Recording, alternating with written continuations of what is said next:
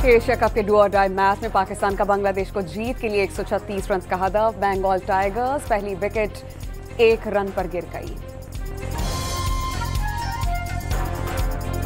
ICC ने भारतीय cricket कप्तान सूर्या कुमार यादव को आइंदा किसी भी मैच में सियासी बात या बयान से रोक दिया। मजीद कार्रवाई न करने के लिए भारतीय बोर्ड का दबाव। आईसीसी ने भारतीय शिकायत पर साहबजादा फरहान और हारिस रऊफ को कल तलब कर लिया।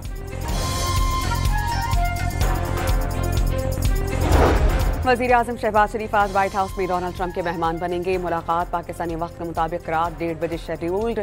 फील्ड मार्शल आसिम मुनीर की शिरकत का इम्कान।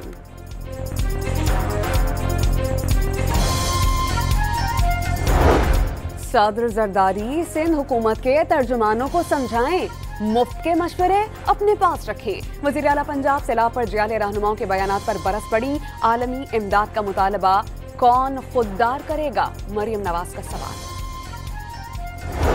और चेयरमैन पीपल्स पार्टी बिलावल भुट्टो का एक बार फिर सैलाब मुतासरीन की BISP के जरिए मदद का मुतालबा। सैलाब से निपटने के लिए आलमी बरादरी से इमदाद की अपील न करने पर तनकीद और कहा कि मुतासरीन की मदद को अना का मसला बना लिया गया।